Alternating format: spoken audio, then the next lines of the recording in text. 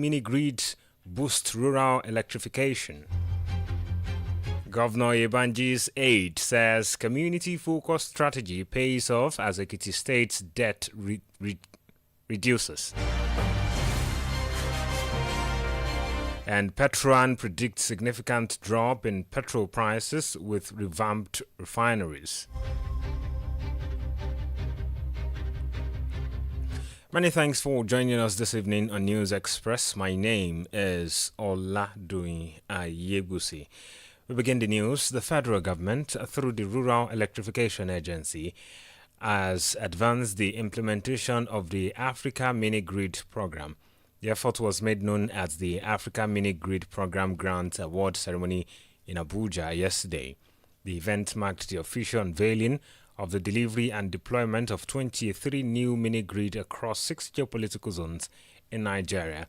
These mini-grids with capacities ranging from 20 kWp to 200 kWp are set to enhance electricity access in under-reserved rural communities, contributing to sustainable energy solutions and improving the quality of life for of the Tertiary Education Trust Fund, TET Fund, E.Adejumo has said between 2011 and 2024, the fund supported funding of tertiary education in Nigeria to the tune of 1,834,747,307,222 naira.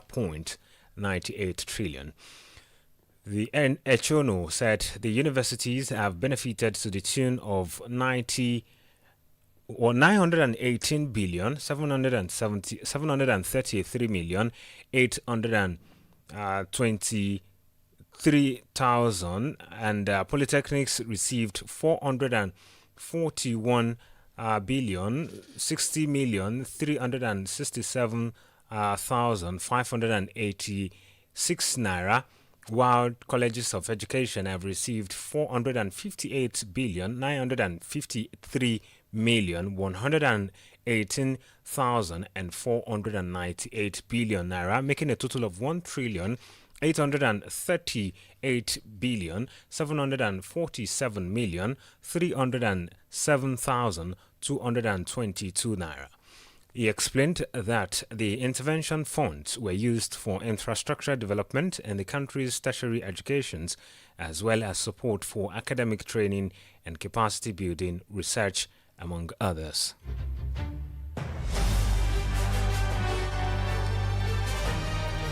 The national chairman of the All Progressives Congress, APC, Abdullahi Ganduje, has said President Bola Tinubu's administration is committed to strengthen democracy. Ganduje also reassured Nigerians of Tinubu's commitment to tackling the country's challenges with determination and a clear sense of purpose. The APC chairman stated this during the launch of a book titled 100 Years of Political Party Evaluation or Evolution in Nigeria, organized by the Inter-Party Advisory Council in Abuja earlier this week.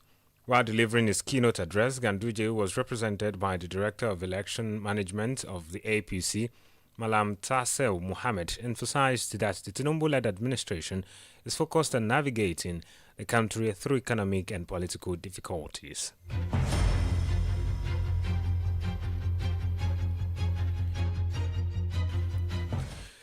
The Apex Igbo Social Cultural Organization, Ohaneze Ndigbo, has strongly condemned the incendiary remarks made by the former governor of Rivers State and former Minister of Transport, Rotimi Amaechi, against President Bola Tinubu. Amaechi's comment, which included calls for brutal force to snatch power from Tinubu in 2027, were deemed alarming and divisive by Ohaneze Ndigbo. In a statement issued by the Deputy President General Mazi Okechukwu Isiguzoro in Kaduna today, Ohaneze Ndigbo denounced Amaechi's rhetorics as a threat to democracy, peace, and civility. He also distanced Ohaneze Ndigbo from Amaechi's statement, emphasizing that the Igbo people would never endorse any political conspiracy aimed at undermining the legitimacy of an elected president.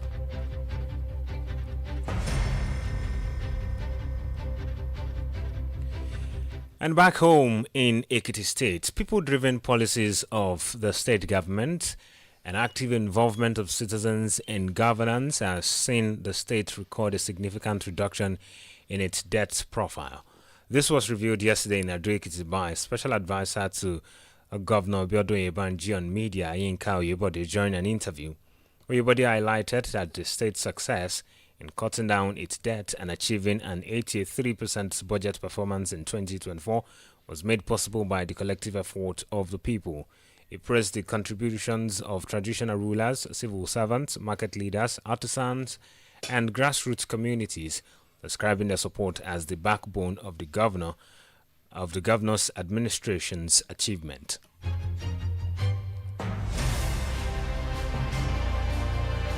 And still in Ekiti State, the Nigerian Union of Journalists, BSCS Chapel, has extended heartfelt gratitude to the state governor, Biodun Oyebanji, for his unwavering support and commitment to the resuscitation of Ekiti Television, EKTV, for terrestrial transmission. The union said that Governor Oyebanji's administration has taken significant steps by releasing funds to revive Ekiti Television and connecting the corporation to the national grid.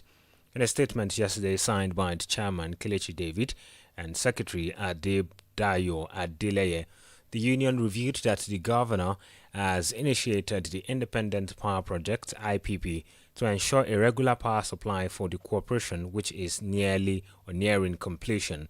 Members of the union commended the governor for this remarkable achievement and appeal for quick access to the 2025 BSCS budget to acquire other relevant equipment and tools essential for the state-owned media station.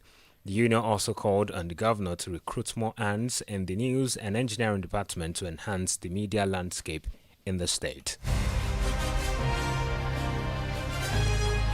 And away from Ekiti State, in Oyo State, the government has convicted 1,591 local government ad hoc workers across into permanent staff. The Governor Seyi Makinde, approved the conversion of ad hoc staff in the service of the 33 local government councils last October to bridge the gap in the workforce at the local government level. Commissioner for Local Government and Chieftaincy Matters, Adamimogo, yesterday said the letters of appointment were ready for collection. The Commissioner noted that the due process for the employment was followed effectively and perfected.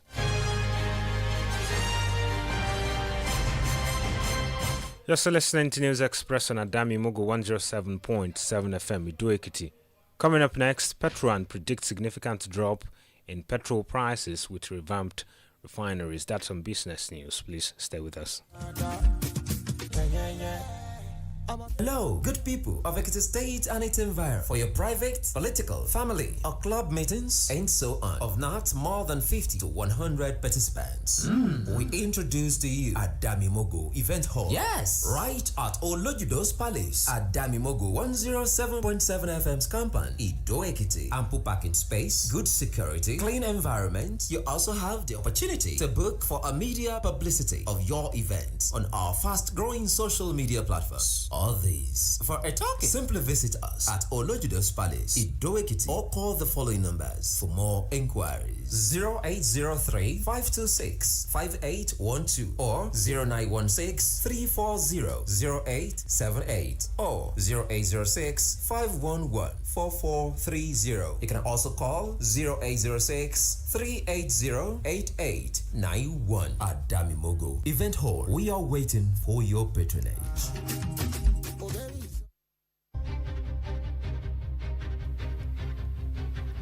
Welcome back and thanks for joining us again. You can subscribe to our YouTube channel and follow us on Facebook via Adamimogo 107.7 FM Ado-Ekiti. For happenings around your news and queries, please contact our newsroom on 0811 801 8242. Now to the rest of the news. We're now taking some business news as the Petroleum Product Retail Outlet Owners Association of Nigeria, Petron, says petrol prices will crash down following the revival of the Port Harcourt and Warri refineries by the federal government.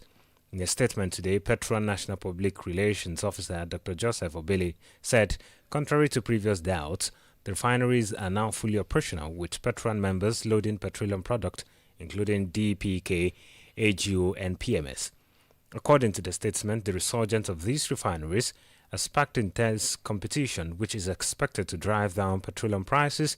And as Nigerians advocate for lower PMS prices, it is clear that competition is a crucial factor in triggering price reduction.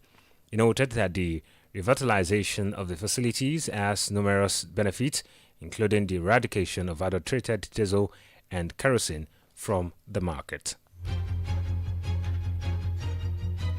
Still talking business, the governor of the Central Bank of Nigeria, CBN, Olayemi Cardoso, says the Apex Bank is determined to curb inflation and stabilize the nation's economy. He stated this in Abuja during the Monetary Policy Forum 2025, featuring fiscal authorities, legislative, private sector, development partners, subject matter experts, and scholars. Speaking on the theme, managing the disinflation process, the Apex Bank boss reiterated that the goal of the CBN is to ensure that monetary policy remains forward-looking, adaptive, and resilient. He said the CBN is continuing its disciplined approach to monetary policy. And Nigeria's interest consumption reached 973,455 terabytes in December 2024, marking a 36.5% year-on-year increase from 713,200 terabytes recorded in December 2023.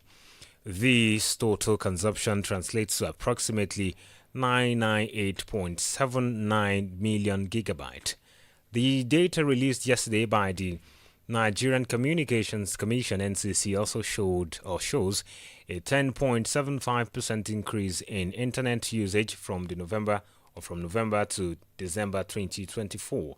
Internet subscriptions climbed to 139.28 million in December from 136.54 million in November.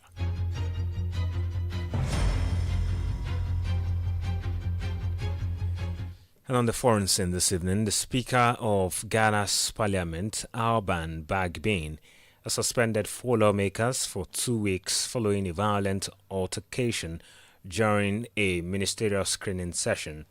The suspended lawmakers, Roxin Defak, Frank Ano, Alsani Tampulu, and Jerry Shia, were penalized yesterday for what Bagbin described as a gross affront to the dignity of Parliament and blatant contempt to the House. The clash occurred during the vetting of ministerial nominees from the ruling National Democratic Congress.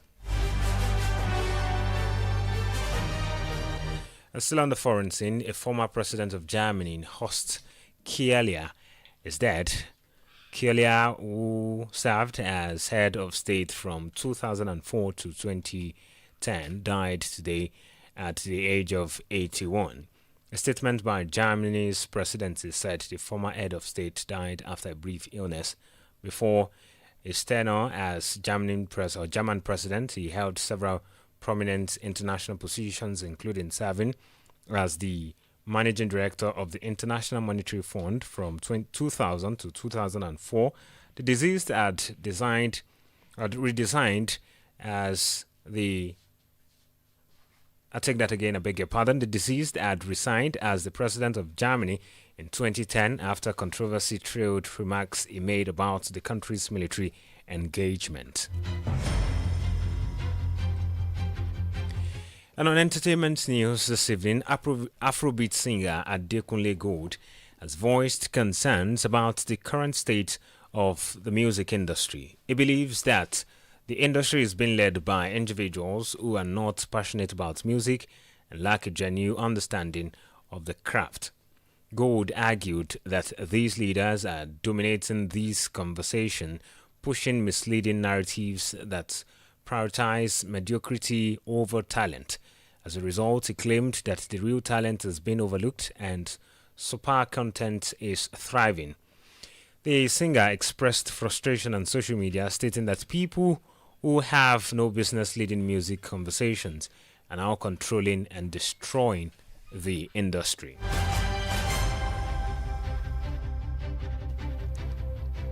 And finally on sport, Yusuf Abdullahi has completed a move to Nigeria Premier League MPFL side, Plateau United, from Kano Pillars. Abdullahi joined the Peace Boys on loan until the end of the 2024-2025 season. The 19-year-old winger failed to command a regular playing spot at Kano Pillars. He made 2 appearances for the Sai Masu Gida before the switch. He is expected to make his debut for Plateau United in the Matchday 22 clash against Shooting Stars on Sunday. Abdullahi has represented Nigeria at the under-20 level.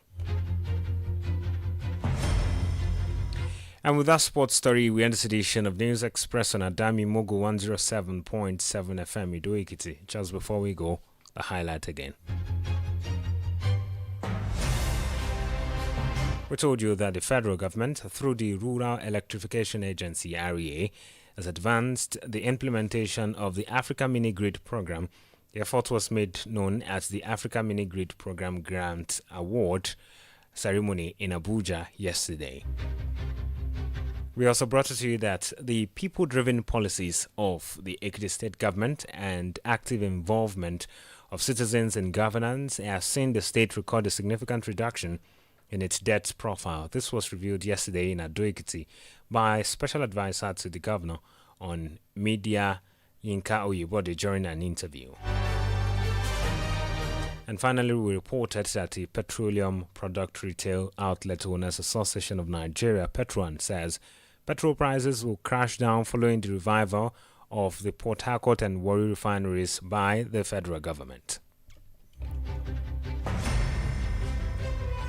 And that's News Express this evening on Adamimogo 107.7 FM, Olojudo's Palace, Ido-Ekiti. On behalf of the production crew, my name is Olatunji. Many thanks for listening.